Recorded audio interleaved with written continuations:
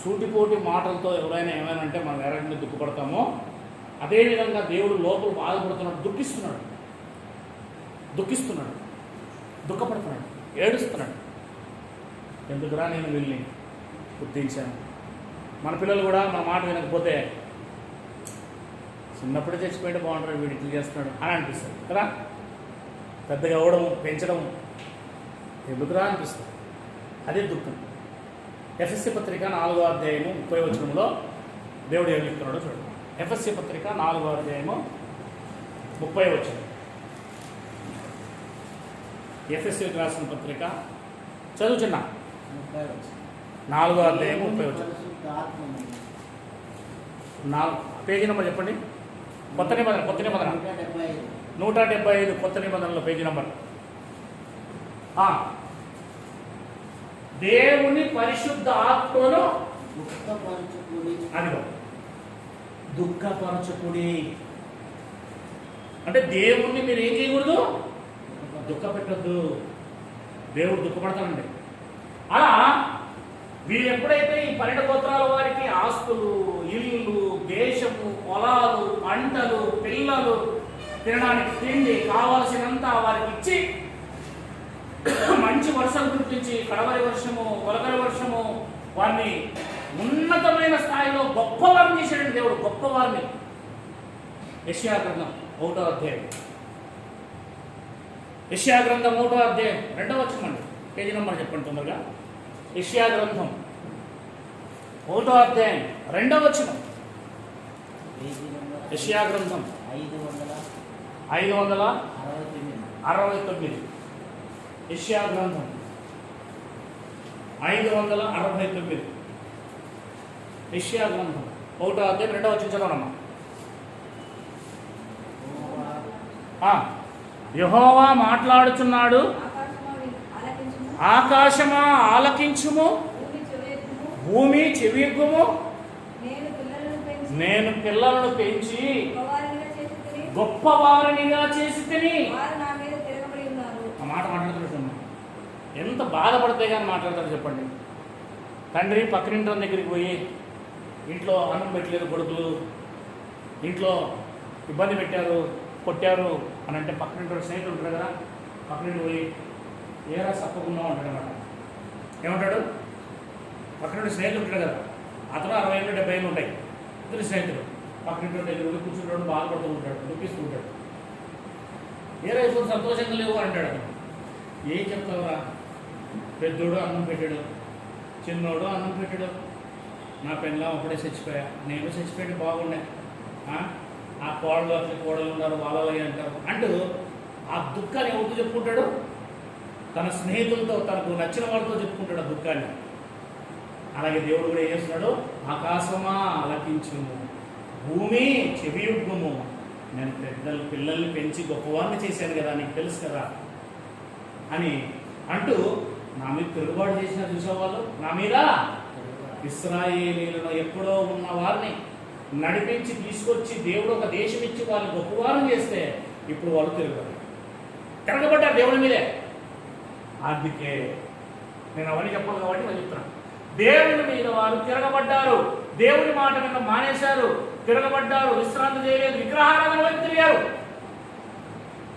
అప్పుడు దేవుడు ప్రవక్తను పంపించి ఈ 12 గోత్రాలైన ఇశ్రాయేలు వారి దగ్గరికి ఇంక చెప్పడం మొదలుపెట్టాడు. ఏమనంటే, నేను మీ మధ్యన ఉండను, ఈ దేవాలయమును పడగొట్టేస్తాను, నాకు ఇంక దేవాలయమే అవసరం లేదు, మీరే అవసరం లేనప్పుడు నాకెందుకు నివాసము, నాకెందుకు దేవుని ఆలయము, మీరే బాగలేనప్పుడు నాకెందుకు మీ మధ్య ఉండడము అని ఈ సొలొమోను గారు కట్టిన దేవాలయమును 606లో ఆయన ఇర్మియా గారి ద్వారా చెబుతాడు.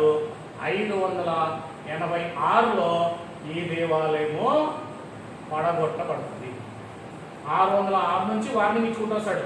అయితే 586లో ఇది బీసీ చూడండి, 930లో కట్టబడితే 586లో ఇది ఏమైతుంది, మళ్ళా ఈ దేవాలయము పడగొట్టబడుతుంది అని ముందుగానే చెప్పాడు.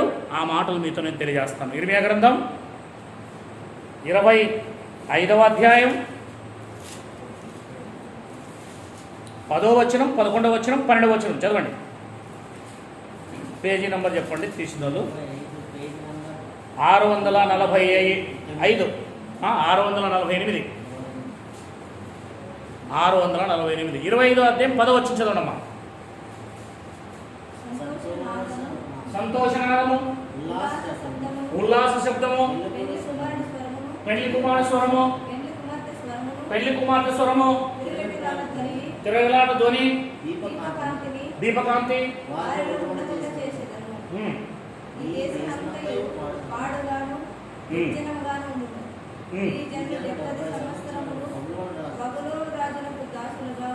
అయితే అంతేనా? ఈ జనం ఏ జనాన్ని అయితే ఐగుప్తులో నుంచి పిలుచుకొచ్చాడో వారిని మరలా తిరిగి వేరే దేశానికి దేవుడు వారిని బానిసలుగా పంపుతున్నాడు, దాసులుగా పంపుతున్నాడు, చెరకు పంపుతున్నాడు.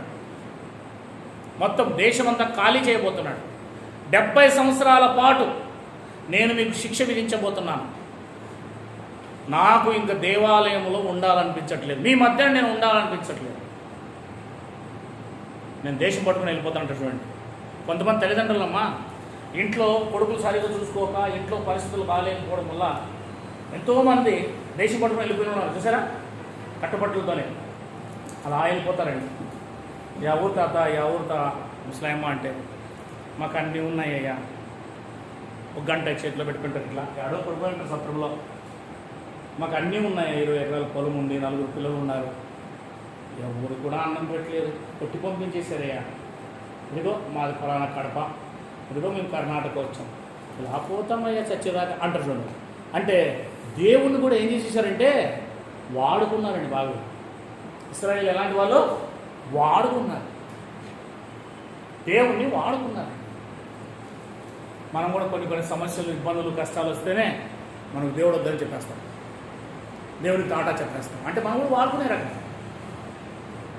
అలా ఉండకూడదు అని మనకు బైబిల్ నేర్పిస్తుంది. ఇంకా పోదాం, యెహెజ్కేలు గ్రంథము 21వ అధ్యాయం 22వ వచనం. యెహెజ్కేలు గ్రంథం దానియేలు గ్రంథం తర్వాత ఉంటుందమ్మా, దానియేలు గ్రంథానికి ముందు ఉంటుంది.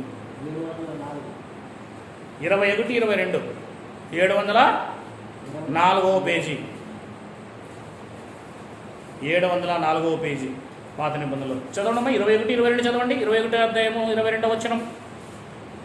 యెరూషలేము ఎదుట గుమ్మములను పడగొట్టు యంత్రములు పెట్టుడనియు, హతము చేయు దయమనియు, ధ్వని ఎత్తుమనియు, జయధ్వని బిగ్గరగా ఎత్తమనియు, గుమ్మములకు ఎదురుగా పడగొట్టు యంత్రములు ఉంచుననియు, దిబ్బలు వేయబడననియు, ముట్టడి దిబ్బలు కట్టబడననియు, యెరూషలేమును గూర్చి తన కుడి తట్టున శకునము కానబడింది. అంటే యెరూషలేము మొత్తం కూడా దిబ్బలు అయిపోతుందండి. దిబ్బలు అంటే ఎప్పుడో దాని చరిత్ర ఇప్పటికి ఎంత, ఇక్కడ చూసుకుంటే దాదాపుగా ఒక 1000 సంవత్సరాల చరిత్ర ఉందని. 800 సంవత్సరాల చరిత్ర, 800 సంవత్సరాల చరిత్రలో యెరూషలేము చాలా గొప్పగా మారిపోయింది. 800 సంవత్సరాల చరిత్ర అది పోగొట్టుకోబోతా ఉంది. ఇప్పుడు మొత్తం దేశమే ఏమవుతుంది? యెరూషలేమే. ఆ యెరూషలేం అంటే ఏం చిన్నది కాదు, అదేదో బెలుగుప్పు మాదిరి, కళ్యాణదుర్గం మాదిరి, అనంతపురం మాదిరి కాదు. అది హైదరాబాదు, సికింద్రాబాదు ఎంత పెద్దగా అయితే ఉంటాయో పెద్ద పట్టణం అది. లక్షల మంది నివసిస్తారు అక్కడ, కోట్ల మంది. అలాంటి ఆ పట్టణం అంతా కూడా ఏమైపోతా ఉంది? ఇప్పుడు నాశనం చేస్తున్నాడు దేవుడు. దేవాలయం కూడా పడిపోతా ఉంది. Very good. దినవృత్తాంతములు 2వ గ్రంథము 36. 2వ దినవృత్తాంతముల గ్రంథము 36 19వ వచనం చదవండి. 391వ పేజీ నెంబర్. 2వ దినవృత్తాంతములు 3వ అధ్యాయం 36, 19 చూసారా? 2వ దినవృత్తాంతములు 36, 19. అదియుగాక కల్దీయులు దేవుని మందిరమును తగలబెట్టి ఏం చేశారు? దేవుని మందిరాన్ని తగలబెట్టేశారు. దేవుని మందిరాన్ని తగలబెడితే దేవుడు ఊరికే ఉండేవాడు కాదే. దేవుని మందిరాన్ని తగలబెడితే దేవుడు 391 అమ్మా. 2వ దినవృత్తాంతములు 391 పేజీ, 36వ అధ్యాయము 19వ వచనం. అమ్మ చదవండమ్మా. దేవుని మందిరమును తగలబెట్టి యెరూషలేము ప్రాకారమును పడగొట్టి దాని యొక్క నగరములన్నిటినీ కాల్చి వేసిరి. దానిలోని ప్రశస్తమైన వస్తువులన్నిటినీ బొత్తిగా ఖడ్గము చేత హతులు కాకుండా తప్పించుకుని వారిని అతడు బబులోనుకు తీసుకుని పోయెను అని రాయబడింది. చూడండి, అలా ఎన్ని సంవత్సరాలు అంటే 21 చూడండి. 21వ వచనం. ఇర్మియా ద్వారా పలకబడిన యెహోవా మాట నెరవేరుటకై విశ్రాంతి దినము దేశము అనుభవించే వరకు అది సంభవించెను. దేశం పాడుగా ఉన్న 70 సంవత్సరాల కాలం అది విశ్రాంతి దినములు అనుభవించారు. ఎందుకంటే వీళ్ళు విశ్రాంతి దినం దేవుని దగ్గరికి వెళ్ళలేదు కనుక ఇప్పుడు దేశానికి విశ్రాంతి ఇచ్చేసాడు. అర్థమైందా? అంటే దరిదాపులుగా 70 సంవత్సరాల కాలం వాళ్ళ దేశం, వాళ్ళ దేవాలయం, వాళ్ళ ఇండ్లు, వాళ్ళ పొలాలు మొత్తం అన్నీ పాడుబడిపోయాయి. అంటే దేవుడు ఒక దేవాలయం మనం చూసామమ్మా. మోసే దేవాలయం ఫస్ట్. మోసే దేవాలయం కట్టిన తర్వాత 420 సంవత్సరాల తర్వాత సొలొమోను గారి ద్వారా మరొక దేవాలయము కట్టాడు. కట్టిన తర్వాత 930లో నుండి 586 తీసేస్తే ఎంత చదవండి మొదట.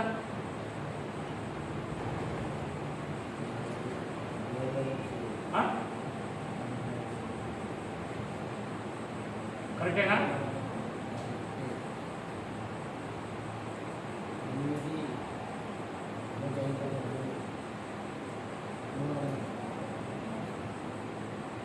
క్యాల్కులేట్ వేసుకో తొందరగా, లేకపోతే మొబైల్లో. కరెక్టేనా? నేను చెప్పింది కరెక్టేనా? మీరు గాలి మాట చెప్పకూడదు, కరెక్ట్ చెప్పండి నాకు.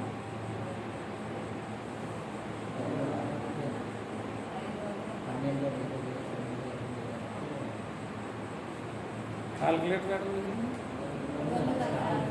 ఓకే ఓకే ఓకే అమ్మ, ఒక్క నిమిషం. 930లో నుండి 586 తీసేస్తే కరెక్టే. ఓకేనా? రైట్. ఇప్పుడు చెప్పండి. 344 సంవత్సరాలు మాత్రమే ఇందులో ఉన్నాడు. కానీ మోసే దేవాలయంలోనైనా కనీసం 400 సంవత్సరాలు ఉన్నాడు. దీంట్లో 344 సంవత్సరాలు మాత్రమే ఉన్నాడు. ఇది 2వ మందిరం. మోసేది 1వది అయితే ఇది 2వ మందిరం అనుకోవాలా, లేదా మోసేది ఇవి 2 కలుపుకుంటే 1 అనుకోవాలి. అది మోసే మందిరము, కట్టించిన మందిరం, ఇది సొలొమోను గారు కట్టించిన మందిరం. 344 సంవత్సరాలకు మళ్ళీ ఈ మందిరం ఏమైపోయింది? పడిపోతే ఇప్పుడు దేవుడి ఇంట్లో ఉంటాడా? దేవుడు వదిలేసాడు.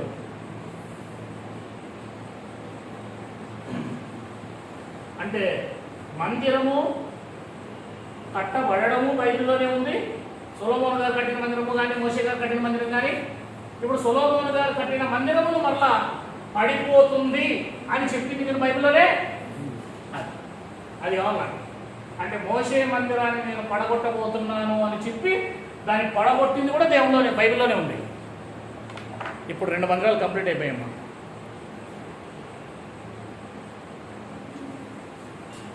ఇప్పుడు 2 మందిరాలు కంప్లీట్ అయిపోయాయి. 2 మందిరాల చరిత్రను చూసుకున్నాం మనం దరిదాపుగా. అంటే మందిరాలు కట్టబడడం చూసాము, ఆ మందిరాలు ఎందుకు తీసివేయబడ్డాయో కూడా మనం చూసాము. అవునా? మోసే మందిరం ఎందుకు తీయబడిందమ్మా? బ్లెస్సిమా చెప్పమ్మా. మోసే గారు కట్టారు కదా మందిరం, అది ఎందుకు తీసివేయబడింది? Very good. సొలొమోను గారు ఇంకా దానికంటే బెస్ట్ అయిన మందిరం కట్టాడు కనుక దాన్ని తీసేసి దాంట్లో నుంచి దీంట్లోకి వచ్చాడు. Very good. సొలొమోను గారు కట్టిన మందిరం ఎందుకు తీసివేయబడింది?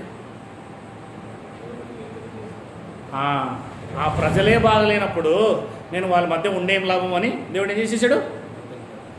వెనక్కి వెళ్ళిపోయాడు. కనుక మందిరం ఏమైపోయింది? పడతారు. Very good. ఇప్పుడు ఏం లేవు, మందిరం లేదు. ఇప్పుడంటే ఇప్పుడు కాదు, మనము లీలమైపోయి ఉన్నాం దాంట్లోకి. ఓకేనా? సిచ్యువేషన్లో ఉన్నాం అన్నమాట. అర్థమైందా? మనం దీంట్లోకి బయటకు రాకూడదు, మనమంతా దీంట్లోనే ఉండాలి ఎంతసేపు అయినా సరే. ఓకేనా? టీ తాగితే కానీ మీరు కాఫీ తాగితే బయటకు వచ్చే వాళ్ళుగా ఉండకండి, ఇక్కడే ఉండండి కాసేపు. రైట్. ఇప్పుడు యెరూషలేము ఏంటి?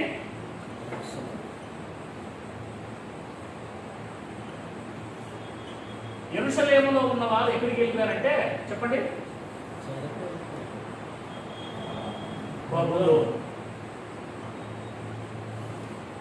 బబులోనులోకి వెళ్ళిపోయారు. ఇక్కడ ఉన్న వారు మొత్తం అంతా ఎక్కడికి వెళ్ళిపోయారు, బబులోను చెరకు వెళ్ళిపోయారు. ఎంతప్పుడు మొన్న చెప్పాను కదా ఇంతకుముందు నేను, 606లో ఒకసారి, 597లో ఒకసారి, 586లో 3 సార్లు. అది గుర్తుకొచ్చేది ఇప్పుడు, అది గుర్తుకు రావాలి ఇప్పుడు, అవునా? ఇక్కడికి వచ్చాము చూడండి మనం, దానియేలు గ్రంథం దగ్గరికి వచ్చేసాం. అంటే ఆది కాండం నుంచి ఇప్పుడు మీకు దానియేలు గ్రంథం దగ్గర తీసుకొచ్చేసాను నేను. అంటే మీకు 66 పుస్తకాలు నేర్పించబోతున్నా ఈరోజు. ఆది కాండం నుంచి ప్రకటన గ్రంథం వరకు తీసుకోబోతున్నా ఈరోజే. అంత పెద్ద సబ్జెక్ట్ ఉంది ఈరోజు. మిమ్మల్ని ప్రకటన గ్రంథంలో నింపుతా, అక్కడపై దింపేస్తా. ఇప్పుడు యెరూషలేము ఏదైతే ఉందో ఆ యెరూషలేములో నుండి ఆ ఇశ్రాయేలీయులు అందరూ ఎక్కడికి వచ్చారు? అంతకుముందు ఎక్కడి నుంచి? ఇది గుర్తుపెట్టుకోవాలి. చెప్ప, ఐగుప్తు నుండి ఎక్కడికి? కనాను లేదా యెరూషలేము వచ్చిందని.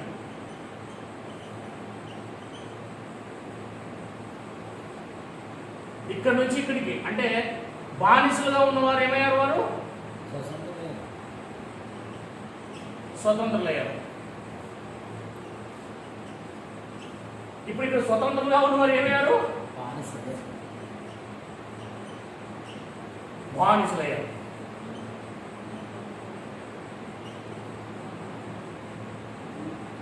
బానిసలుగా ఉన్నవారిని ఏం చేశాడు? చెప్పండి. మోషే మందిరంలో కదా 480 సంవత్సరాలు, 344 అది రాసుకోండి. ఓకే, ఇప్పుడు చూడండి, నేను మళ్ళీ ఇక్కడికి వెళ్తున్నా. మోషే గారి ద్వారా స్వతంత్రులుగా ఎక్కడికి వచ్చారు? యెరూషలేము వచ్చారు. యెరూషలేములో ఉన్నవారు 480 సంవత్సరాలు యెరూషలేములోనే ఉన్నారు. ఓకేనా? తర్వాత 344 సంవత్సరాలు ఇక్కడికి వచ్చిన తర్వాత సొలొమోను గారు మందిరం కట్టారు, మోషే గారు మందిరం తీసేశారు. ఓకేనా? రెండు కలిపితే దరిదాపులుగా వాళ్ళు ఎన్ని సంవత్సరాలు ఉన్నట్లా? 5-8 అంతేనా? అంతే కదా. 824 సంవత్సరాల కల్లా మళ్ళీ ఏమైపోయారు వీళ్ళు? మళ్ళీ బానిసలు. సేమ్ మాట వినకపోతే మళ్ళీ బానిసలు అవుతున్నారు. ఇప్పుడు యెరూషలేములో దేవాలయం లేదు, యెరూషలేము పట్టణమే లేదు, మొత్తం నాశనం అయిపోయింది. అక్కడ జనాభా కూడా లేరు. అక్కడి నుంచి వాళ్ళంతా ఎక్కడికి వచ్చారు? మళ్ళా బబులోనులోకి వచ్చేసారు, బబులోను చెరకు వచ్చేసారు. ఈ చెరలో ఉన్నారు బానిసలుగా, ఈ చెరలో ఉన్నారు బానిసలుగా. ఇక్కడ ఎన్ని సంవత్సరాలు ఉంటారని చెప్పాడు దేవుడు? 70 సంవత్సరాల పాటు ఇక్కడే ఉంటారు. అంటే 606 నుండి 536 వరకు. గుర్తుపెట్టుకోండి, ఎన్ని సంవత్సరాలు ఉంటారు? 606 నుండి 536 వరకు. 70 సంవత్సరాలు అవుతుంది మొత్తం కలిపితే. 606 నుండి 536 తీసేస్తే 70 సంవత్సరాలు అవుతుంది. అంటే 70 సంవత్సరాల పాటు ఎక్కడ ఉన్నారు వాళ్ళు? చెప్పండి. బబులోను చెరలో ఉన్నారు.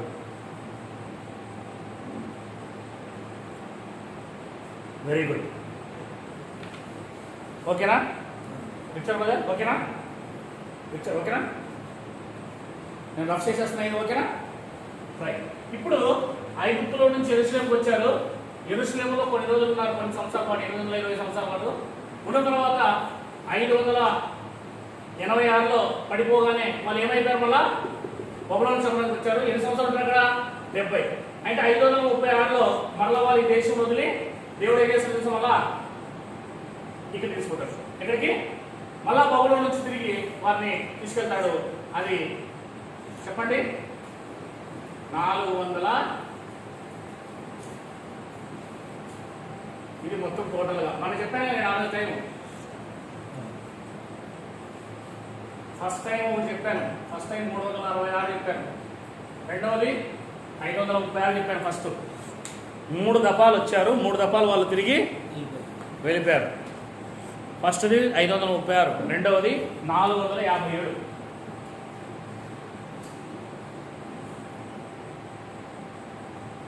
బీసీ బీసీ బీసీ అంటే ఇక్కడ నుంచి ఒకసారి కాదు, ఇక్కడ నుంచి ఇక్కడికి 3 దఫాలు వెళ్ళారు. అంటే కొంతమందిని ఒకసారి, కొంతమందిని ఒకసారి తీసుకెళ్ళిపోయారు అన్నమాట వీళ్ళు చెరకి. మొత్తం అంతా ఖాళీ అయిపోయిన తర్వాత ఇక్కడ నుంచి కూడా కొంతమంది ఒకసారి పోయారు, మళ్ళీ కొంతమంది ఒక్కోసారి పోయారు. అట్లా 3 సార్లు ఇక్కడున్న వాళ్ళు 3 దఫాలు వెళ్ళారు అక్కడికి. ఇలా 3 సార్లు వెళ్ళిన టైం ఇది రాసింది. వాళ్ళు 3 సార్లు ఇక్కడికి ఎడికి వచ్చినందుకు రాసిన టైం.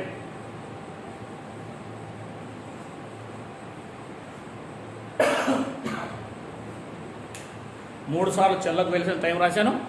మీరు ఇవన్నీ గుర్తుపెట్టుకుంటాను, మైండ్లోనే ఉండాలా.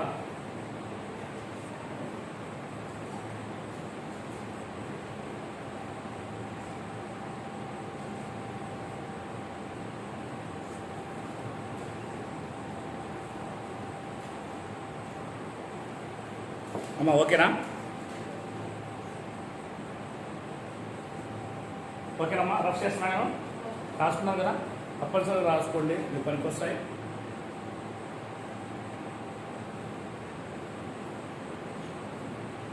మీరు ఏ బైబిల్ కాలేజీకి పోయి 4-5 సంవత్సరాలు చదివి వచ్చినా గొప్ప గొప్ప పాస్టర్లు ఉంటారు, అట్లా వాళ్ళని అడిగినా కూడా వీటిని చెప్పలేరు.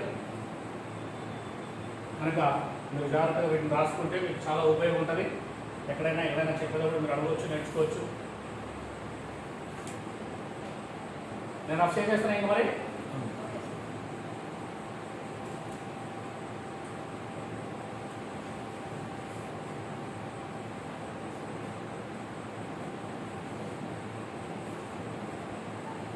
Very good. ఇప్పుడు దేవుడు ఏం చేశాడంటే, మళ్ళీ చెప్తా చూడండి, మోషే మందిరాన్ని కట్టమని మోషేకి ఎవరు చెప్పారు? చరణ్, దేవుడు చెప్పారు. Very good. తర్వాత మోషే మందిరాన్ని ఒక ఆయన కట్టాలనుకున్నాడు, దేవుని మందిరం కట్టాలనుకున్నాడు మరొక ఆయన. ఎవరైనా?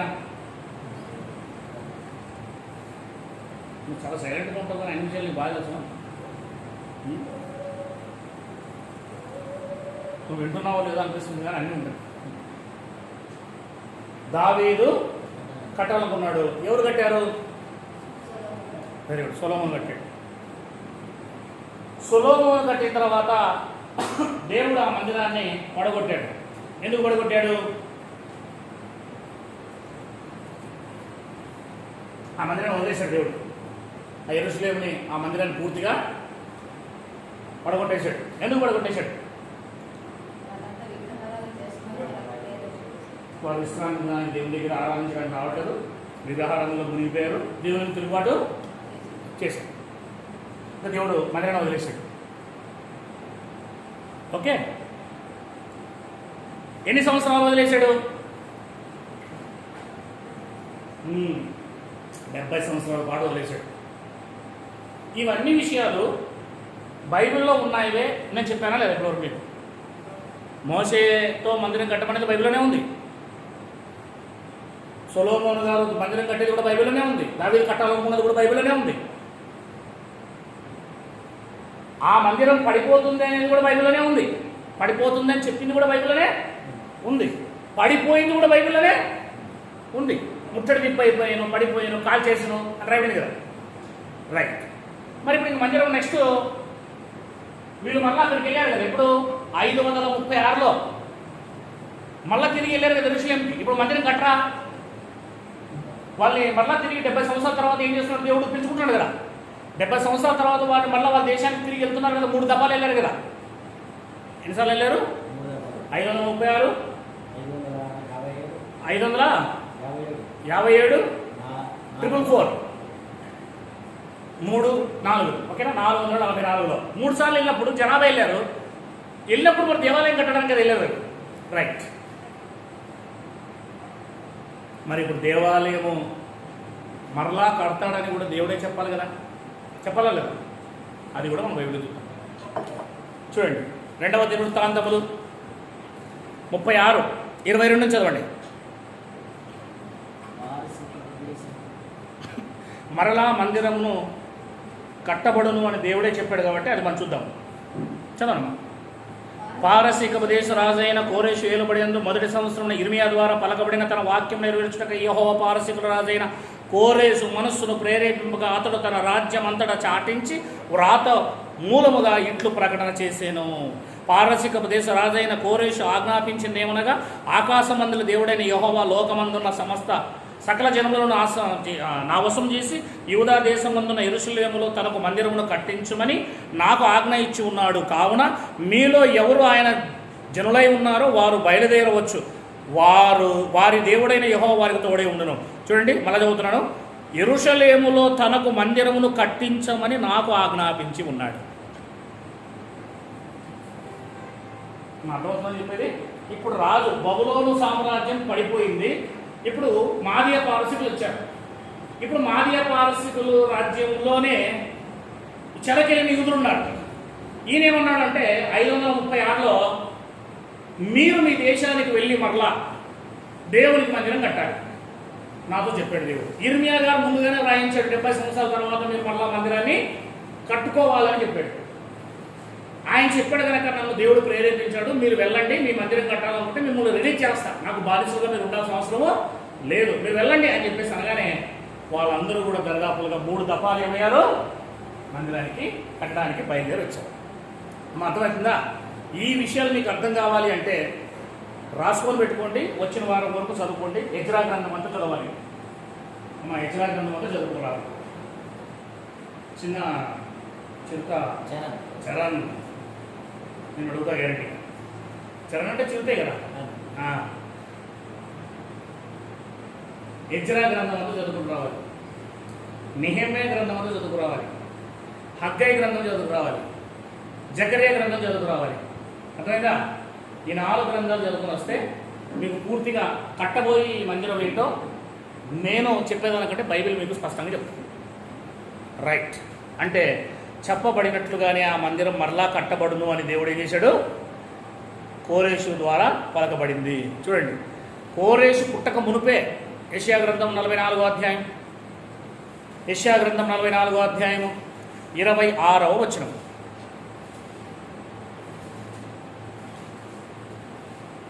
చదవండి, పేజీ నంబర్ 606 పాత నిబంధనలో.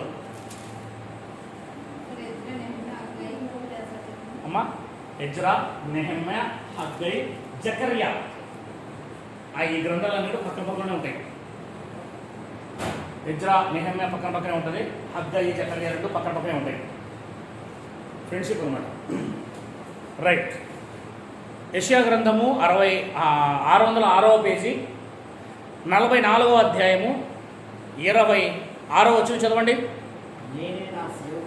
నేనే నా సేవకుని మాట రూఢిపరచువాడును, నా దూతల ఆలోచన నెరవేర్చువాడును, యెరూషలేము నివాస స్థలమగుననియు యూదా. చూడండి, యెరూషలేము నివాస స్థలమగుననియు అంటే అంతకుముందు ఏం కాదది, అంతే కదా. యెరూషలేము ఏమైపోయింది, పడిపోయింది కదా. అందుకే ముందే చెప్తున్నాను, ఏమవుతుంది, మరలా యెరూషలేము ఏమవుతుంది, పడిపోయిన యెరూషలేమును మరలా కట్టిస్తారు.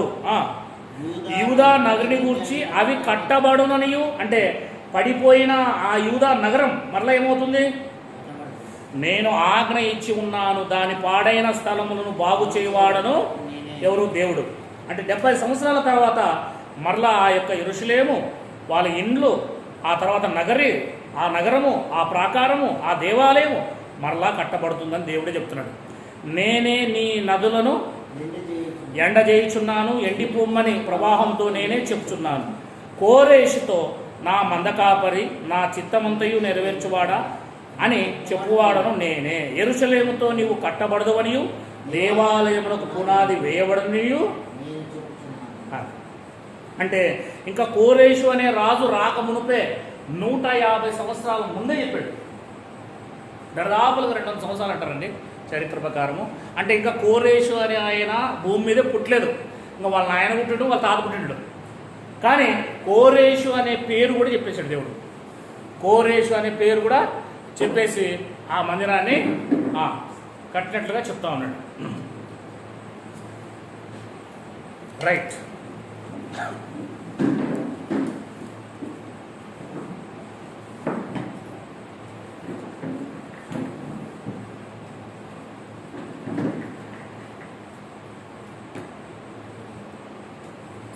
రైట్.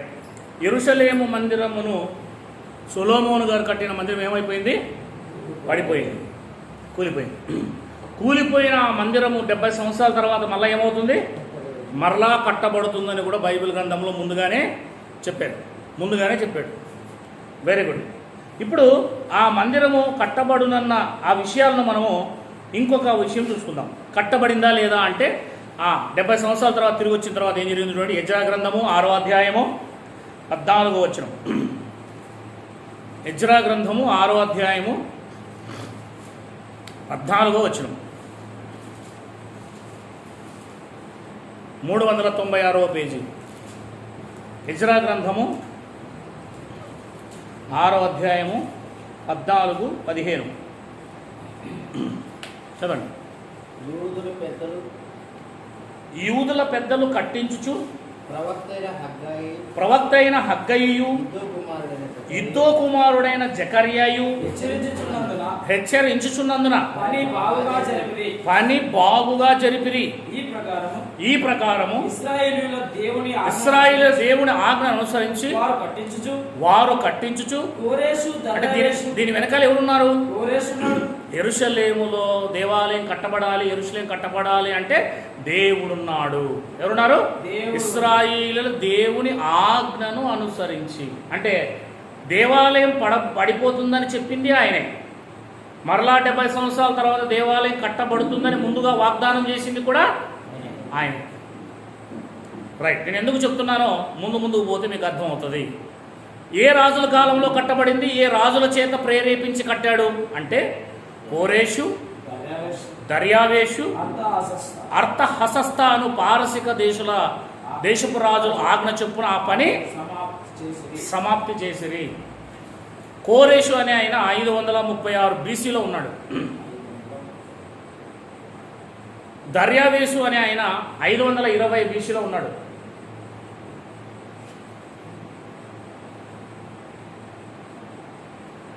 అర్తహసస్త అనే ఆయన 457 BCలో ఉన్నాడు.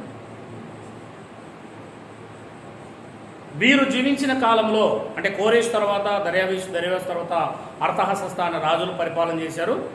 మాదియా పారసీకులు ఎవరైతే ఉన్నారో మెడో ఫెరెస్టియన్స్ అంటారు కదా, పారసీక రాజులు వీళ్ళు. పారసీక రాజు. ఈ రాజుల కాలంలో మందిరం ఏమైపోయింది? సమాప్తి. చూడండి 15వ వచనం. రాజైన దర్యావేషు ఏలుబడినందు 6వ సంవత్సరము ఆదారు నెల. మీకు పేజీ దొరికిందా? Very good. అదే 7వ అధ్యాయం 15వ వచనమే. దర్యావేషు ఏలుబడి యందు 6వ సంవత్సరము ఆదారు నెల 3వ నాటికి మందిరము సమాప్తి చేయబడెను అనబడింది. ఎవరు కట్టారు ఇదంతా అంటే అప్పుడు ఇశ్రాయేలీలను, యాజకులను, లేవీయులను చెరలో నుండి విడుదల నొందిన తక్కిన వారును దేవుని మందిరమును ఆనందంతో ప్రతిష్ఠించింది. అంటే ఎవరైతే ఇశ్రాయేల్ దేశంలో నుంచి ఐగుప్తు దేశానికి బబులోనికి వెళ్ళారో, ఎక్కడి నుంచి అండి?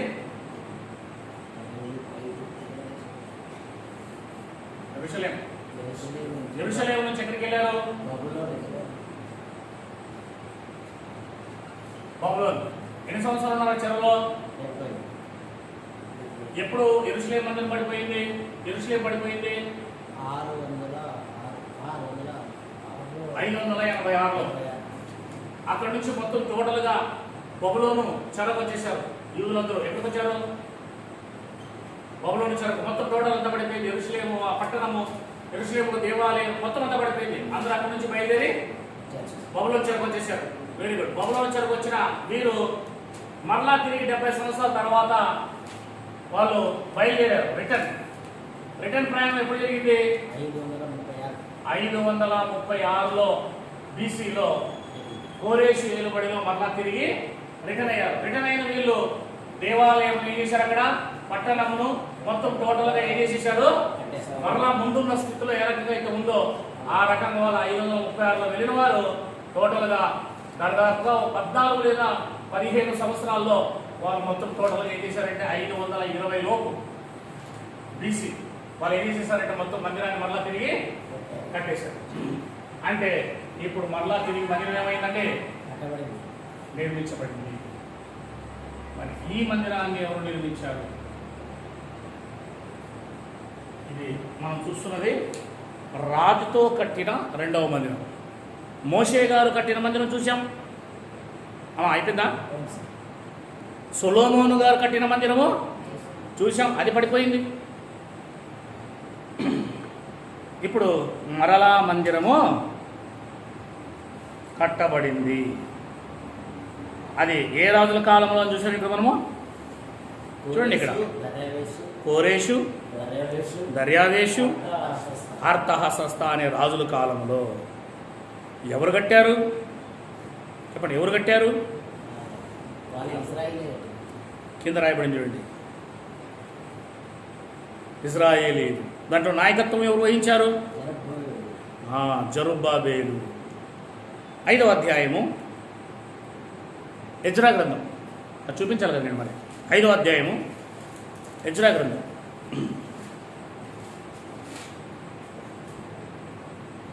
రెండవ వచ్చిన చదవండి. షయల్తీయేలు కుమారుడైన జెరుబ్బయలును యోజాదాకు కుమారుడైన యోషువాయును లేచి యెరూషలేములో ఉండు దేవుని మందిరమును కట్టన ఆరంభించారు. అంటే యోషువ అంటే యెహోషువ. ఇక్కడ యెహోషువ అండ్ జెరుబ్బాబేలు గారు మరలా ఏం చేశారు? దేవుని మందిరాన్ని కట్టడానికి వీరు అధికారాన్ని పొందుకున్నారు. 15వ వచనం చదవండి. తాను అధికారిగా చేసిన షెబ్జెజ్జరు ఉన్నా కదా, ఆయన ఎవరు కాదు, జెరుబ్బాబేలే మరొక పేరు ఆయనకు. అతనికి అప్పగించి నీవు ఈ ఉపకరణము తీసుకొని యెరూషలేము పట్టణముందు దేవాలయానికి పోయి దేవుని మందిరమును దాని స్థానమందు కట్టించమని. ఇప్పుడు ఆయన బయలుదేరి ఆ మందిరాన్ని కట్టడానికి వచ్చాడు. చూడండి, ఎవరు? జెరుబ్బాబేలు. షేష్బజ్జరు అనే పేరు ఉంది, కానీ అక్కడ 2 పేర్లు ఆయనవే. అంటే ఆయన పేరు యూదుల ప్రకారము జెరుబ్బాబేలు అయితే, పారసీకులు ఆయన పేరు మార్చి పెట్టారు. ఆయన గవర్నర్ ఉంటుంది ఇంగ్లీష్లో, గవర్నర్. అధికారి అంటే గవర్నర్ ఉంటుంది ఇంగ్లీష్లో, అంటే గవర్నర్గా అతన్ని పంపిస్తారన్నమాట. దానియేలు పేరు బబులోను సామ్రాజ్యానికి వెళ్ళేదలకే బెల్తాషాజర్గా మారిపోయింది. షద్రక్ మెషక్ అబేద్నెగోల పేర్లు అసలు ఆ పేర్లు కాదు, అవి ఆ పేర్లు వేరు. అంటే వాళ్ళ పేరు మారుస్తారు. యెహోయాకీము పేరు మామూలుగా అయితే ఎల్యాకీము, కానీ ఆ బబులోను రాజు అతని పేరు యెహోయాకీముగా మారుస్తాడు. అది వాళ్ళ ఇష్టం. వాళ్ళ దేవతల పేర్లు కానీ వాళ్ళ యొక్క సంబంధించిన పేర్లు కానీ పెట్టి వెళ్ళిపోతారు వాళ్ళు. కనుక 2 పేర్లు ఆయనకే ఉన్నాయి. ఇప్పుడు మందిరం పునాదేసింది ఎవరు? ఆయనే, షెష్బజ్జరు. ఇప్పుడు ఈ మందిరము ఆరంభమైందా లేదా చూడండి. ఇక్కడ మందిరం పూర్తి అయిపోయింది కూడా. 5వ అధ్యాయంలో జెరుబ్బాబేలు గారు యెహోషువ మందిరం కట్టడం స్టార్ట్ చేసి మందిరం ఏమైంది? ఎప్పుడు పూర్తయింది? 536లో వారు బయలుదేరి వచ్చారని చెప్పానా? బయలుదేరి వచ్చిన వారు మందిరాన్ని దరిదాపులుగా 520 అంతా ఏం చేసేసారు? పూర్తి చేసేసారు. మందిరం మరలా కట్టబడింది. మరలా ఆ మందసం చెప్పండి, ఒకటి అందరూ చెప్పాలా? బలిపీఠము, గంగాళము, దీపవృక్షము, రొట్టెల ప్రధాన వల్ల ధూపవేదిక, మందసం. ఇవన్నీ కూడా ఎక్కడ ఉన్నాయి? దేవాలయంలో ఉన్నాయి. కానీ ఇవన్నీ ఎక్కడ ఉన్నాయి? ఇంతకుముందు దానియేలు గ్రంథము 1వ అధ్యాయం. దానియేలు గ్రంథము 1వ అధ్యాయము 1వ వచనం నుంచి 3వ వచనం చదువుతాం. దానియేలు గ్రంథము 1వ అధ్యాయము 1వ వచనం ఫాస్ట్.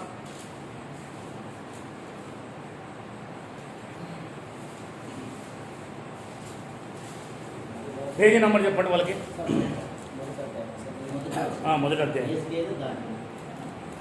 యూదారాజుకు యెహోయాకీము ఏలుబడిలో పేజీ నెంబర్ చెప్పాలా? 731. యూదా రాజుకు యెహోయాకీము ఏలుబడిలో ఆ, 3వ సంవత్సరమున ఉమ్, బబులోను రాజుకు నెబుకద్నెజరు యెరూషలేము మీదికి వచ్చి దానిని ముట్టడి వేయగా ప్రభువు ఉమ్, యూదా రాజుకు యెహోయాకీను దేవుని మందిరంలో శేషించిన ఉపకరణములను ఉమ్, ఆ రాజు చేతికి అప్పగించిన కనుక అతడు ఉమ్. ఆ వస్తువులను షినారు దేశంలోని తన దేవత ఆలయంలో తీసుకొని పోయి మొత్తం వస్తువులన్నీ కూడా ఎక్కడ తీసుకెళ్ళాడు? ఆలయం తన సీనారు దేశంలో ఉన్న తన ఆలయంలో ఉన్న ఖజానాలోకి తీసుకెళ్ళి పెట్టాడు. ఒక్క సమయంలో వచ్చింది. ఖజానా, బొక్కసం అంటే ఖజానా. ఇర్మియా గ్రంథం 52. ఇర్మియా గ్రంథం 52.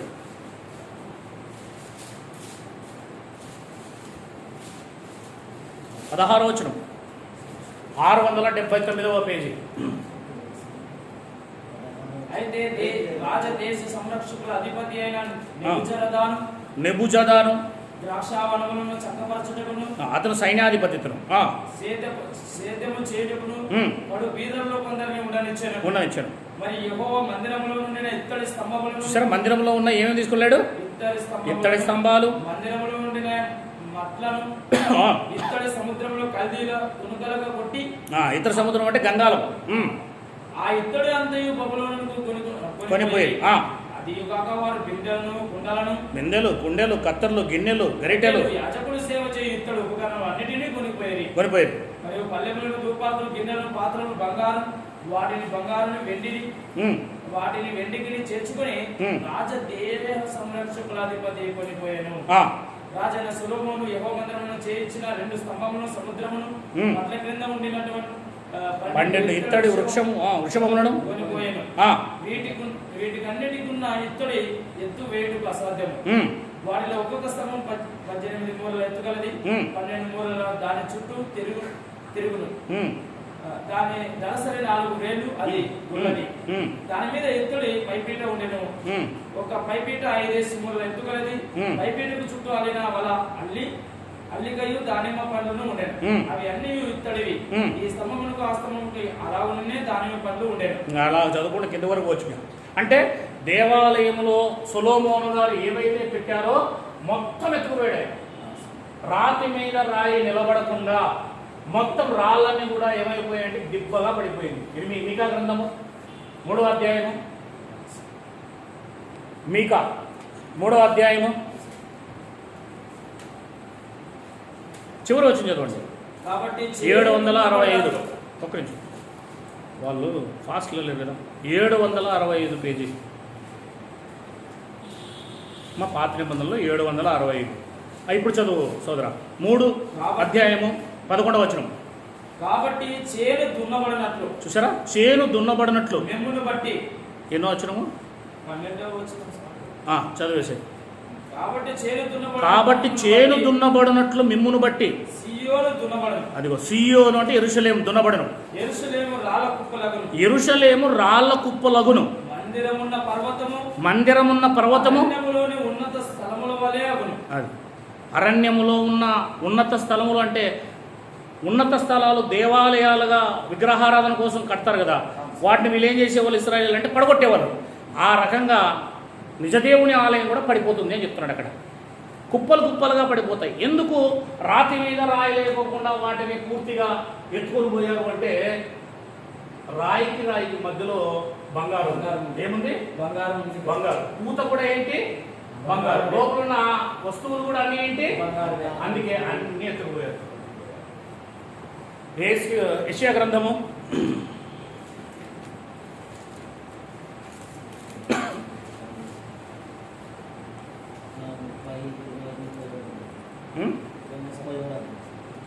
37వ అధ్యాయము చదువు.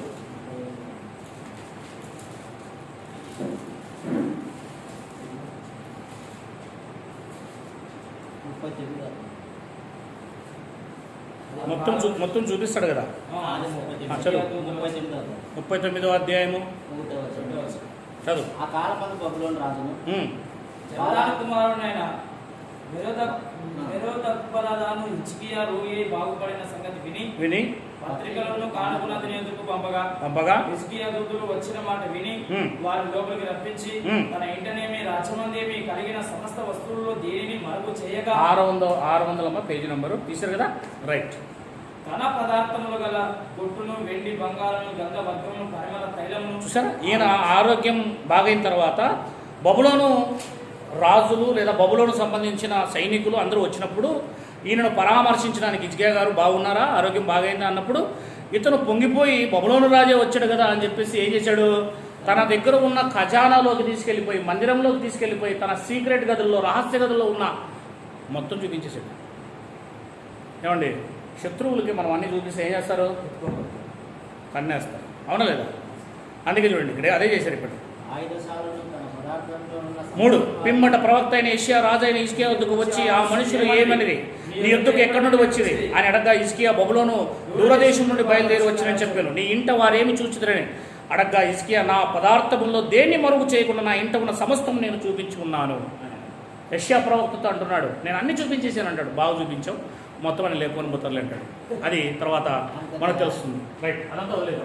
అంటే సొలొమోను గారు కట్టించిన ఈ మందిరంలో ఉన్న ప్రతిదీ రాయి మీద రాయి లేకుండా పడిపోయి పునాదులు కూడా తీయబడి ఈ యొక్క మందిరము మరలా 70 సంవత్సరాల తర్వాత 536 నుండి 520 లోపు ఈ మందిరం ఏమవుతుంది, జరుబ్బాబెలు యెహోషువ నాయకత్వంలో, హగ్గయి జకర్యాల ప్రవక్తల యొక్క ప్రేరేపణతో ఈ మందిరం మరలా ఏమవుతుంది, కట్టబడి తిరిగి వచ్చిన వారు, బబులోను చెర నుండి తిరిగి వచ్చిన వారు కట్టిన మందిరమే ఇది, రైట్.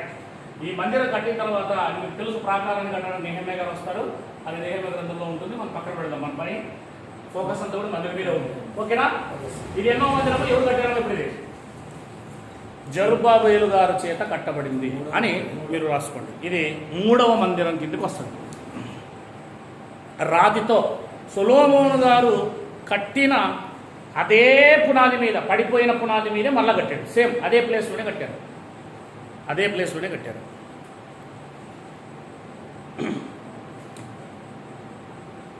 Very good. హెజ్రా గ్రంథము ఒకసారి ఆ మాట కూడా చూద్దాము ఫస్ట్.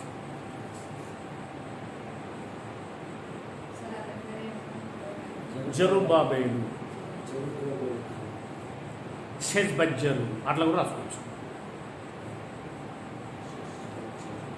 రైట్. ఇక్కడ రండి, 3వ అధ్యాయము హెజ్రా గ్రంథము చదవండి. 10వ వచనం చదువుతున్నారు ఫాస్ట్గా. 394వ పేజీ అమ్మ. శిల్పకారులు యెహోవా మందిరం యొక్క పునాదిని వేయుచుండగా ఇశ్రాయేలు రాజైన దావీదు నిర్ణయించిన విధి చొప్పున తమ వస్త్రములు ధరించుకున్న వారే యాజకులు వాకాలతోనూ ఆసాపు వంశస్థులకు లేవీయులు చేయు తాళములతోనూ నిలువబడి యెహోవాను స్తోత్రము చేసిరి. వీరి వంతు చొప్పున కూడి యెహోవా దయాళుడు, ఇశ్రాయేలు విషయం ఆయన కృప నిరంతరం నిలుచునని పాడుచు యెహోవాను స్తుతించిరి.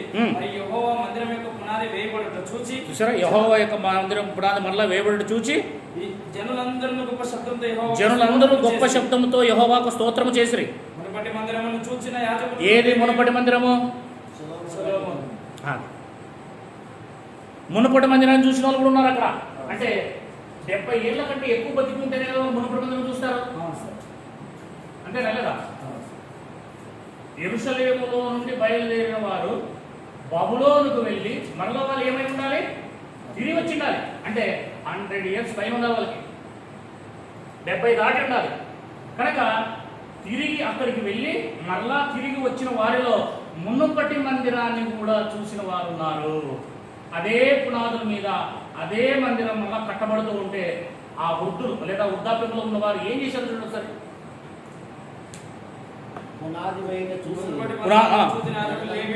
అదిగో చూచిన యాజకులలోని, లేవీలలోను, కుటుంబ ప్రధానుల్లోను వృద్ధులైన అనేకులు ఇప్పుడు అంటే ఎప్పుడు జరుబ్బాబెల ద్వారా కట్టబడుతున్న ఈ మందిరము, సొలొమోను ద్వారా కట్టబడిన ఆ మందిరము రెండు చూశారు వాళ్ళు. ఇప్పుడు వేయబడే ఈ మందిరం యొక్క పునాదిని చూచి గొప్ప శబ్దంతో ఏడ్చిరి. అయ్యా ఏం చేశారంట? ఏడ్చేశారు.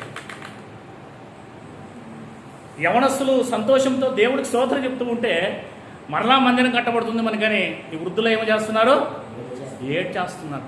అరే అప్పుడు ఎలా ఉండింది మందిరము, ఎలా కట్టాడు సొలొమోను, ఇప్పుడు మరలా కడుతున్నారు కదా అని మరలా మందిరాన్ని చూడబోతున్నాం మనమని ఒకవైపున వాళ్ళు ఏడుస్తూ ఉన్నారు. అంటే ఆనందం తట్టుకోలేక ఒకవైపు చూడాలంటే ఆ యొక్క మందిరం అంత కెపాసిటీ దీనికి వస్తుందంటారా? మనం ఉన్నది ఎంతమంది? అప్పట్లో లక్షల మంది. అది కాక సొలొమోను రాజుగా ఉన్నాడు కనుక గొప్పగా కట్టించాడు. మనం అంతా వచ్చింది ఒక 50,000 మంది కూడా కాదు. మన దగ్గర ఏముంది అంతమంది, ఆ మందిరం లాగా మళ్ళీ కట్టబడుతుంది అంటవా అన్న ఆలోచనతో కూడా వీళ్ళు ఏడ్చారు. ఆ మందిర వైభవం ఎంత, ఈ మందిర వైభవం ఎంత అని. అది మీకు హగ్గై గ్రంథంలో దొరుకుతుంది, తర్వాత చూసుకోండి. హగ్గై గ్రంథం 2వ అధ్యాయంలో వారు ఎందుకు ఏడ్చారు ఏంటన్న విషయము అక్కడ క్లియర్గా మరి హగ్గై గారు అని చెప్పారు. రైట్, చూడండి. అయితే మరి అనేకులు సంతోషం చేత బహుగా, కొందరైతే అరిచారు, కొందరైతే ఏడ్చారు. ఏది సంతోష శబ్దము, ఏది సంతోష శబ్దము, ఏది దుఃఖ శబ్దము తెలుసుకోలేకపోయారు. ఎందుకు ఏడుస్తున్నారో తెలియదు, ఎందుకు సంతోషపడుతున్నారో ఎవరిది ఏంటి అనేది గలిబిల్లో అర్థం కావట్లేదు. జనులు గొప్ప ధ్వని చేసినందున బహు దూరంగా వినబడిందటండి ఆ మందిరం యొక్క పునాది వేస్తున్న సమయంలో. కనుక ఈ పునాది జెరుబ్బాబేలు కాలంలో పైన మీరు 6-7 వచనాల్లో ఉంటుంది, తర్వాత చూసుకోండి. నేను చెప్పాను ఎందుకు, ఇది జెరుబ్బాబేలు కాలంలో కట్టబడిన మందిరము. రైట్, ఇప్పుడు మనం మరలా ముందుకు వెళ్ళిపోదాం. మరలా మీకు ఒకసారి రిమైండ్ చేస్తాను, చూడండి జాగ్రత్తగా. మొట్టమొదటిగా ఆదాము మొదలుకొని మోషే వరకు దేవుడు మందిరాన్ని కట్టమని మీరు చెప్పాలని నేను చెప్తున్నా, ఊరికే ఉంటున్నా. కట్టమని అంటే దరిదాపులుగా 2600 సంవత్సరాల పాటు దేవుడు నాకు ఒక మందిరం కట్టమని ఒక జనాంగాన్ని ఏర్పాటు చేసుకుని, ఆ జనాంగానికి ఒక నాయకుని ఏర్పాటు చేసి, మోషే అనే నాయకుడిని ఇశ్రాయేలుని నడిపిస్తున్నప్పుడు ఐగుప్తులో నుంచి కనాన్ దేశానికి అరణ్యంలో నేను మీ మధ్య ఉండాలి అని, నేను మీ మధ్య నివసించాలి, నాకు ఒక మందిరాన్ని కట్టండి, పరిశుద్ధ స్థలాన్ని కట్టమని దేవుడే మోషేతో చెప్పటం. అప్పుడు మోషే ఆ ప్రజలకు చెప్పటం, వాళ్ళందరూ కూడా కానుకలు అర్పణలు ఇవ్వటం. అప్పుడు దేవుని మందిరాన్ని వాళ్ళు ఏం చేస్తున్నారు, కట్టారు. ఎప్పుడు కట్టారు? వాళ్ళు బయలుదేరి వచ్చిన 2 సంవత్సరాల మొదటి నెలలోనే కట్టేశారు. అంతే కదమ్మా? వాళ్ళు బయలుదేరి వచ్చిన ఐగుప్తుల నుంచి బయలుదేరి వచ్చిన 2 సంవత్సరాల మొదటి నెలలోనే మందిరాన్ని కంప్లీట్ చేసేసారు. అది గుడార సంబంధమైన మందిరము. ఏ మందిరం అది? అంటే ఉదయం వేస్తే సాయంత్రంకు ఆ మందిరం మీద ఉన్న ఆ యొక్క మేఘం ప్రయాణం చేసిందంటే వీళ్ళు మరలా ఏం చేయాలి, దాన్ని మొత్తం అంతా కూడా ఓపెన్ తీసుకొని మళ్ళీ వెళ్ళాలి. మందిరము మీద ఉన్న మేఘం ఎక్కడ ఆగుతుందో అక్కడ మరలా తిరిగి మందిరము వేయాలి. ఒకరోజైనా, సాయంత్రమైనా, సంవత్సరమైనా, నెల అయినా, 10 రోజులైనా ఖచ్చితంగా ఆ మేఘం యెహోవా మాట చొప్పున నడిచిరి, యెహోవా మాట చొప్పున నిలిచిరి. ఇలా 40 సంవత్సరాల పాటు ఆ యొక్క మందిరం ఏమవుతా ఉంది? గుడార సంబంధమైన మందిరము నడుస్తూ ఉంది, కదులుతూ ఉంది. కదిలే మందిరం, నడిచే మందిరం. ఆ తర్వాత ఆ మందిరం మోషే కాలం అయిపోయిన తర్వాత ఎవరు తీసుకెళ్లారు కనాను దేశంలోనికి? యెహోషువ ద్వారా అది కనాను దేశంలోనికి వెళ్ళింది. యెహోషువ ద్వారా కనాను దేశంలోకి వెళ్ళిన ఆ మందిరము ఎంతకాలం ఉంది? గుడార సంబంధమైన మందిరము దరిదాపులుగా ఐగుప్తులో నుంచి బయలుదేరి వచ్చినప్పటి నుండి 480 సంవత్సరాలు. అంటే దావీదు సొలొమోను మరలా తిరిగి దేవాలయం కట్టేదాకా ఆ మందిరంలోనే ఆరాధన జరుగుతుంది. గొర్రెల కాపరిగా ఉన్న నన్ను దేవుడు రాజును చేశాడు, దేవుడేమో అక్కడే ఉండిపోయాడు 480 సంవత్సరాల నుంచి అని గుడారములో ఉన్న ఆయనను ఒక పెద్ద మందిరములో చూడాలన్న ఆశతో దేవుని కొరకు, దేవుని మందిరం కొరకు అనేక తన ఆస్తుల సగభాగం ఏర్పాటు చేసి పక్కన పెట్టి దావీదు గారు మందిరం కట్టాలని నాతాన్తో చెప్తే దేవుడు వచ్చి రాత్రి నువ్వు కట్టొద్దు అన్నాడు, నీ కుమారుడితో కట్టించుకుంటాను అన్నాడు. సరే అని సొలొమోను గారు ఆ రాతి సంబంధమైన మందిరాన్ని వాళ్ళ నాన్నగారు ఈ లోకాన్ని వదిలిన తర్వాత కట్టడం మొదలుపెట్టాడు. 480వ సంవత్సరము ఐగుప్తుల నుంచి బయలుదేరి వచ్చిన తర్వాత 930లో BC ఆ మందిరాన్ని కట్టేశాడు. ఓకేనా? ఎన్ని సంవత్సరాలు కట్టాడు అమ్మ? ఎన్ని సంవత్సరాలు కట్టాడు? 7 సంవత్సరాలు కట్టాడు.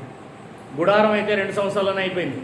కానీ ఈ మందిరము 2 లక్షల మంది పనివారితో దరిదాపుగా 7 సంవత్సరాల కాలం బంగారు మందిరం. అట్లాంటి మందిరం ఎవరు ఎప్పుడు ఎక్కడ కట్టలేరు. అలాంటి గొప్ప మందిరాన్ని 7 సంవత్సరాలు కట్టడం చూశాం.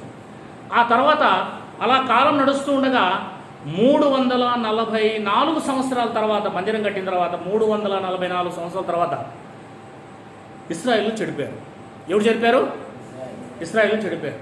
చెడిపోయినందుకు ఆకాశమా ఆలకించుము, భూమి చెవిగ్గుము, నేను పిల్లలు పెంచి పెద్దవారిని గొప్పవారిని చేశాను, వారు నా మీద తిరగబడ్డారు అని దేవుడు ఏం చేశాడంటే, ఈ మందిరం నేను ఇంకా పడగొడతాను, యెరూషలేమును కూడా పడగొట్టేస్తాను, నేను మిమ్మల్ని చెరకు పంపిస్తానని ఇర్మియా గ్రంథం 25వ అధ్యాయంలో చెప్పాడు. అలాగనే వారిని ఏం చేశాడు, 52వ అధ్యాయంలో వారిని చెరకు పంపించినట్టుగా సిద్కియా కాలంలో మనం చూసాం. 558లో క్రీస్తు పూర్వం ఆ దేవాలయం పడిపోయింది, ప్రాకారం పడిపోయింది, వాళ్ళ పెద్ద పెద్ద ఇండ్లన్నీ కాలిపోయాయి, రాతి మీద రాయలేకోకుండా దేవాలయం కూడా నాశనం అయిపోయింది, యెరూషలేం పట్టణం అంతా నాశనం అయిపోయింది. అంటే ఇప్పుడు యెరూషలేములో ఉన్నవారు మొత్తం ఎక్కడికి వెళ్ళిపోయారు, బబులోను చెరకు వెళ్ళిపోయారు. అలా 70 సంవత్సరాల తర్వాత మరలా నేను ఏం చేస్తానన్నాడు, తిరిగి మందిరాన్ని కడతానని, కోరేషు ద్వారా నేను మరలా మందిరాన్ని కట్టిస్తానని యెషయా గ్రంథం 44లో 27వ వచనంలో మనం చూసాం. ఆ తర్వాత కోరేషు పారసీకుల రాజు అవుతాడు. 539లో 536లో మీరు ప్రేరేపింపబడితే తిరిగి వెళ్ళండి, మీ మందిరాన్ని కట్టండి, నేను సహాయం చేస్తాను అన్నప్పుడు 50,000 మంది జెరుబ్బాబెలు నాయకత్వంలో బయలుదేరుతారు, గవర్నర్ ఆఫ్ జెరుబ్బాబెలు. అప్పుడు బయలుదేరి వీళ్ళంతా వచ్చి దేవుని మందిరాన్ని కట్టేస్తారు. 536లో బయలుదేరిన వాళ్ళు 520లో కట్టేసేస్తారు. అంటే 14-16 సంవత్సరాలు అనుకోండి, ఒక 20 years అనుకుందాం. అట్లా కట్టేసిన తర్వాత మనం చూసాం కదా, 5-6వ అధ్యాయంలో ఏం చూసాము, కోరేషు, దర్యావేషు, అర్తహషస్త అనే రాజుల కాలంలో మందిరాన్ని కట్టి నిలబెట్టేశారు అని మనం చూసాం. Very good. అయితే ఇప్పుడు ఈ మందిరం కూడా పడిపోతుందని దేవుడు చెప్పాడు. మళ్ళా ఏంటండి, ఇప్పుడు అర్థమవుతుందని చెప్పేమాట. మోషే మందిరం పోయింది, సొలొమోను మందిరం పోయింది, ఇప్పుడున్నది ఎవరిది, జెరుబ్బాబెలు గారి ద్వారా కట్టబడిన ఈ మందిరం ఏదైతే ఉందో అది రన్నింగ్లో ఉంది ఇప్పుడు. అంటే ఇప్పుడు కాదు, మనము సబ్జెక్ట్లో ఉన్నాం. ఎక్కడున్నాము, ఇంకా మనం ట్రైన్ దిగలే, ట్రైన్లోనే ఉన్నాం కనుక సబ్జెక్ట్లో ఉన్నాం. సబ్జెక్ట్లో ఆలోచించండి. ఇప్పుడు ఉండేది కాదు. Very good. ఇప్పుడు జెరుబ్బాబెలు కాలంలో ఉన్న మందిరం కూడా పడిపోతుంది అని దేవుడు చెప్పాడు. Very good. దాన్ని కూడా చూసుకుందాం. మరలా మందిరం నాశనం అవుతుంది. మలాకీ గ్రంథం, ఎందుకంటే మలాకీ గ్రంథమే పాత నిబంధన గ్రంథానికి చివరి ప్రవక్త, గ్రంథ ప్రవక్త. మలాకీ గ్రంథం అందరూ తీయండమ్మా. చిట్ట చివరి పుస్తకం, దీనికి ఏం పేజీ నెంబర్ చెప్పాల్సిన అవసరం లేదనుకుంటున్నాను. 2వ అధ్యాయం 3వ వచనం, 2వ అధ్యాయం 3వ వచనం చదువు చూడ. మిమ్మును బట్టి విత్తనములు 784 తీస్తే పక్కనే 5 కనబడుతుంది. మిమ్మును బట్టి విత్తనములు చెరిపివేతును, విత్తనాలు చెరిపేస్తాను, మీ ముఖముల మీద పడవేతును, మీ ముఖముల మీద పేడవేత్తును. ఏంటయ్యా సార్? పండుగలలో మీరు అర్పించిన పశువుల పేడవేత్తును, పేడ ఊడ్చివేసిన స్థలమునకు మీరు ఊడ్చివేయబడదురు. ఏం చెప్తున్నాడు ఇక్కడ? మరలా మలాకీ గ్రంథం ద్వారా 420లో రాశాడు. ఇది 420లో, క్రీస్తు పూర్వం 420లో చిట్ట చివరి ప్రవక్త మలాకీ. పాత నిబంధన గ్రంథం ఈయనతో కంప్లీట్ అయిపోతుంది. మరలా మలాకీ ద్వారా ఏం చెప్తున్నాడు అని అంటే, మిమ్మును బట్టి విత్తనములు చెరిపివేత్తును. దేవుడు మాట్లాడుతున్నాడు, ఇశ్రాయేలుతో మాట్లాడుతున్నాడు. మలాకీ ఇశ్రాయేలుతో మాట్లాడుతున్నాడు, అన్యులతో కాదు. మీ ముఖముల మీద పేడవేత్తును. పేడ అంటే తెలుసు కదండి, పెంట. పండగలలో మీరు అర్పించిన పశువుల పేడవేత్తును, పేడ ఊడ్చివేసిన స్థలమునకు మీరు ఊడ్చివేయబడదురు. అంటే మిమ్మల్ని ఊడ్చేస్తాను, మిమ్మల్ని తీసేస్తాను, మిమ్మల్ని మళ్ళీ లేపేస్తాను అన్నట్టు మాట్లాడుతున్నాడు చూడండి. తర్వాత మీరు అందరూ కూడా తీసివేయబడతారు, మీ మందిరం తీసివేయబడుతుంది అని చెప్తా ఉంటాడు. ఇకపోతే మలాకీ గ్రంథం 4వ అధ్యాయం 1వ వచనం, అది తీరు 787 పేజీ అమ్మ పక్కనే. ఏలైనగా ఇంపార్టెంట్, నియమింపబడిన దినము వచ్చుచున్నది. ఏమొస్తుంది? నియమింపబడిన దినము, ఏర్పాటైన దినం ఉంటున్నట్టండి. ఆ దినం వచ్చుచున్నది. కొలిమి కాలునట్లు అది కాలును. గర్విష్ఠులందరూ దుర్మార్గులందరూ కొయ్యకాలు వలె ఉందురు. వారిలో ఒకనికి వేరైనా చిగురైనా లేకుండా రాబో దినం అందరినీ కాల్చివేయనని సైన్యములకు అధిపతి యెహోవా సెలవిచ్చుచున్నాడు. చూసారా? అంటే నియమించాడు ఒక దినాన్ని దేవుడు. దేనికి? యెరూషలేంకి, ఇశ్రాయేలుకి, మందిరానికి. ఈ మూడు మీరు గమనించాలి. యెరూషలేం పట్టణము, యెరూషలేం దేవాలయము, 12 గోత్రాల ఇశ్రాయేలుల ప్రజలు. ఎఫెక్ట్ ఎప్పుడు పడినా వీళ్ళ ముందే ఈ మూడు దాని మీద పడుతుంది. మొదటిసారి 70 సంవత్సరాల బబులోను చెరకు వెళ్ళినప్పుడు ఎఫెక్ట్ ఎవరి మీద పడింది? మందిరం మీద పడింది, పట్టణం మీద పడింది, ప్రజల మీద పడింది. ఈసారి కూడా సేమ్. ఆల్రెడీ జరిగిపోయింది. 520లో మందిరం కట్టబడితే 420లో అంటే 100 సంవత్సరాల తర్వాత చెడిపోయారు. మళ్ళా 100 yearsకే చెడిపోతుంది. మళ్ళా గ్రంథం అంతే కదా, 420 అంటే బీసీ, అందులో తీసేస్తే 100 కదా వచ్చేది. 100 yearsకే ఎట్లుంటుందంటే, యోనా గ్రంథంలో నినేవే వారిని వార్నింగ్ ఇస్తే వాళ్ళు మారుమనసు పొందుకుంటారు. మారుమనసు పొందుకున్న తర్వాత దరిదాపులో కరెక్ట్ 100 సంవత్సరాలు అండి, 100 సంవత్సరాల తర్వాత చెడిపోతారు. అప్పుడు నహూము గ్రంథం రాయబడింది. ఈ నినేవే వారిని మొత్తం లేపేస్తాడు నహూము గ్రంథంకి వస్తే. ఇది మారుమనసు పొందుకునే సమయం. ఎవరికి? నినేవే వారికి. నినేవే వారు అంటే ఎవరు? అష్షూర్, వాళ్ళ యొక్క రాజధాని. నహూము గ్రంథం మీరు చూస్తే ఈ యొక్క నినేవే పట్టణాన్ని 120,000 మంది కంటే కుడియడమ తెలియమంటాడు యోనాతో. అయితే తర్వాత ఏం చేస్తాడు దేవుడు అంటే వాళ్ళని లేపేస్తాడు. మొత్తం పట్టణం వెళ్ళిపోతుంది. బబులోను సామ్రాజ్యం వచ్చి పడుతుంది వాళ్ళ మీద. కనుక 100 yearsకి మారు మనసు లేకుండా మారిపోతారు వీళ్ళు. సేమ్ ఇక్కడ కూడా అంతే. 100 yearsకే మరలా వాళ్ళు ఏమైపోతారు? దేశం స్థిరపడగానే, వాళ్ళ పంటలు బాగుపడగానే, వాళ్ళ పరిస్థితులని సెక్టర్ అడ్డవగానే, ఆ పాత జీవితం, పాత పద్ధతులన్నీ మర్చిపోయి, దేవుడు కృప, దేవుడు యొక్క ప్రేమ, దయ అంతా మర్చిపోయి మరలా వాళ్ళు ఇష్టం వచ్చినట్లుగా పాపం చేయడానికి వాళ్ళు మొదలుపెట్టారు. అందుకే దేవుడు మలాకి ద్వారా 420లో మరలా ఏం చేస్తున్నాడు? మీ మందిరం మరలా పడిపోబోతుంది, మీ ఇశ్రాయేలు దేశం మరలా నాశనం అవబోతుంది. పేడ ఏ రకంగా అయితే ఊడ్చి ఒక మూలకు పడేస్తారో, మిమ్మల్ని అందరినీ కూడా పేడ ఊడ్చినట్లు ఊడ్చి పడైపోయే ఓ రోజు ఉంది. దాన్ని నేను నియమించాను అని చెప్తా ఉన్నాడు. ఇది ఇశ్రాయేలు చెప్పి ఇంతటితో గ్రంథం మూయబడుతుంది. అది చదివి మనం కూడా ముందుకు పోవడానికి ప్రయత్నం చేద్దాం. 4వ అధ్యాయం 2వ వచనం ప్లీజ్. అయితే పైనుంచి మరొకసారి చదువుదాము. ఏలైనగా నియమింపబడిన దినము వచ్చుచున్నది. భవిష్యత్తు కాదు అది. మలాకి గ్రంథం మనం ఇప్పుడు చదువుతున్నప్పుడు అది భవిష్యత్తు కాదా? Very good. వచ్చుచున్నది, కానీ వచ్చి ఉన్నది కాదు, వచ్చుచున్నది. కొలిమి కాలున్నట్లు అది జరగబోతుంది. గర్విష్ఠులందరూ, దుర్మార్గులందరూ కొయ్యి కాలు వలె ఉందురు. ఇది భవిష్యత్తు. వారిలో ఒకనికి వేరైనా చిగురైనా లేకుండా రాబో దినం అందరినీ కాల్చివేయనని సైన్యములకు అధిపతి యెహోవా. అంటే మలాకి కాలంలో జరిగేది కాదు, కానీ తర్వాత జరగబోయేదని చెప్తున్నాడు. 2 అయితే నా నామమందు భయభక్తులు గలవారు మీకు నీతి సూర్యుడు ఉదయించును. ఎవరా నీతి సూర్యుడు? ఎవరు నీతి సూర్యుడు? ఎవరు? అతని యొక్క రెక్కల కింద ఆరోగ్యం కలుగజేయును గనక మీరు బయలుదేరి క్రొవ్విన దూడలు గంతులు వేయించినట్లు. నీతి సూర్యుడు యేసుక్రీస్తు వారు. ఓకే, 3వ వచనం.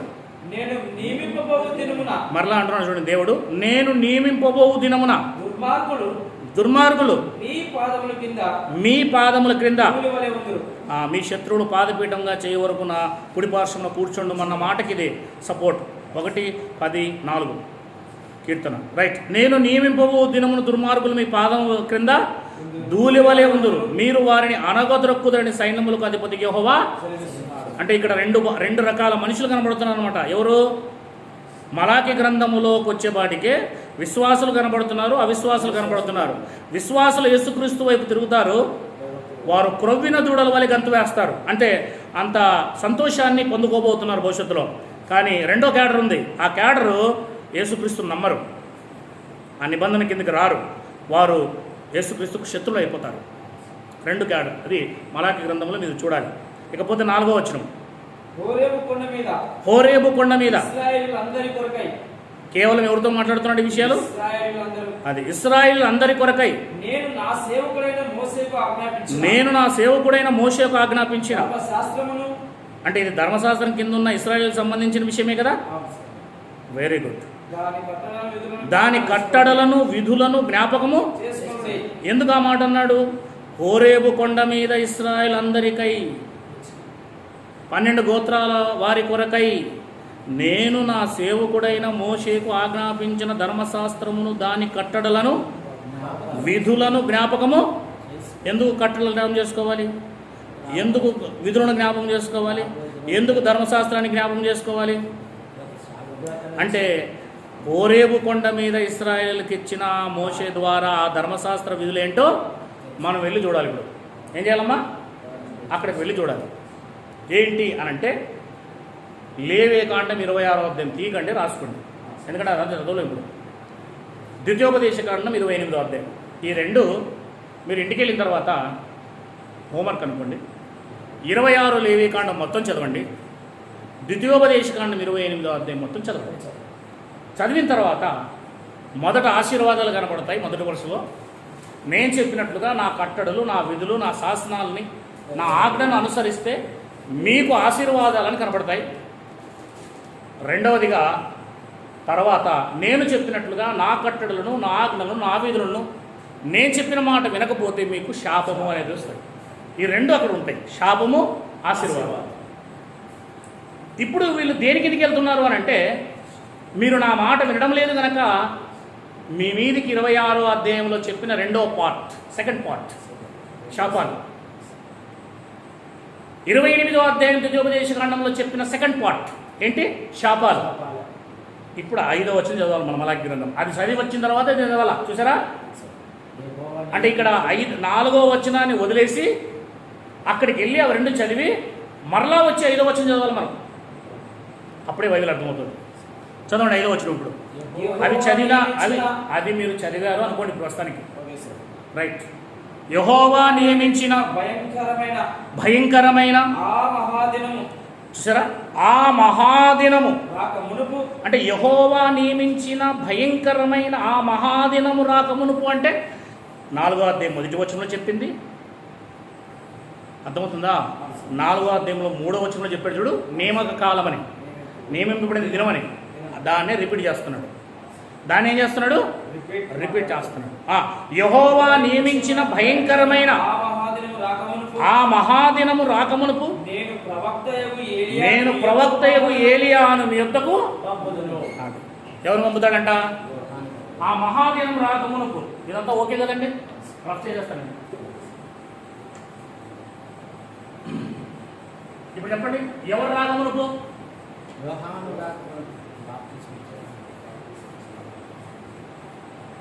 యెహోవా నియమించిన భయంకరమైన మహాదినము రాకమునుపు ఎవరు వస్తారు?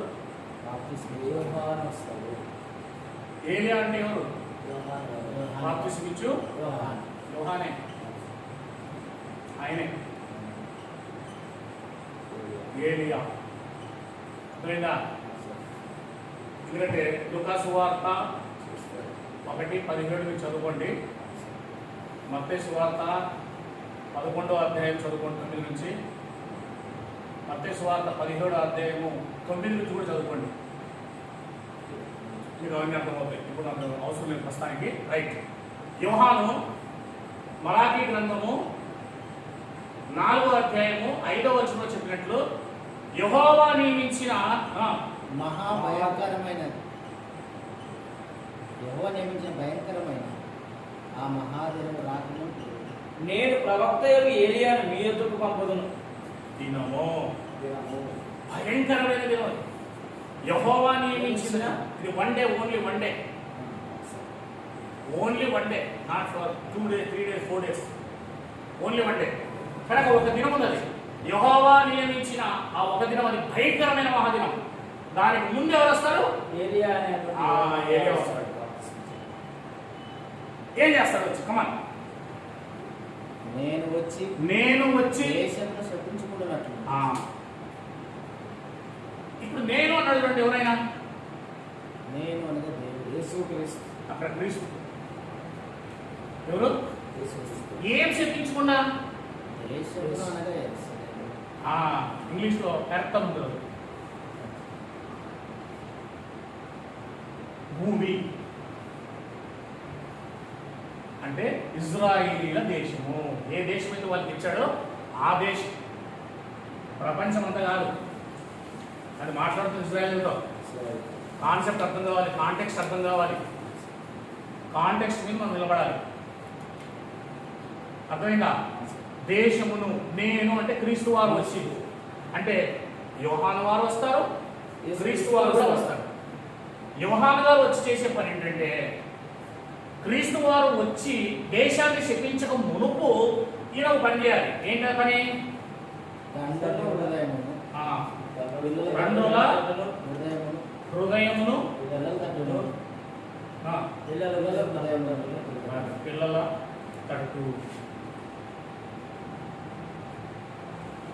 త్రిప్పాలి.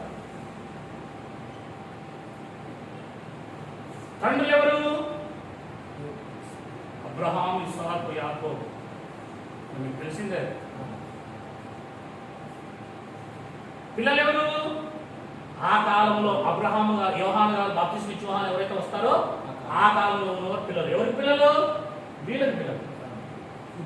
తండ్రుల హృదయములను పిల్లల తట్టుకు తిప్పాలి అంటే అబ్రహాం, ఇస్సాకు, యాకోబుల వైపు ఎందుకు తిప్పాలి అంటే అబ్రహాం, ఇస్సాకు, యాకోబులకు క్రీస్తును వాగ్దానం చేశాడు. ఏం చేశాడు? క్రీస్తును వాగ్దానం చేశాడు. అందుకే అబ్రహాం, ఇస్సాకు, యాకోబుల వైపు ఎందుకు తిప్పాలంటే అబ్రహాం, ఇస్సాకులకు దేవుడు వాగ్దానం చేశాడు, నీ సంతానమందు భూలోకములో ఉన్న వారందరూ ఆశీర్వదింపబడతారు. 12వ అధ్యాయము 3వ వచనము, 22వ అధ్యాయము 10వ వచనము, 18వ అధ్యాయము 18వ వచనము మీరు ఆదికాండంలో చూసుకోవచ్చు. ఇవన్నీ ముగ్గురికి ఇచ్చిన వాగ్దానాలు. అవునా కదా? అంటే ఈ పితరుల వైపుకు ఈ ఇశ్రాయేలీయులు ఆ కాలంలో ఉన్న వారిని తిప్పాలి. చూడండి, లూకా 1:17 నెరవేరిందో లేదో. ఇది మలాఖీకి సపోర్ట్. లూకా 1:17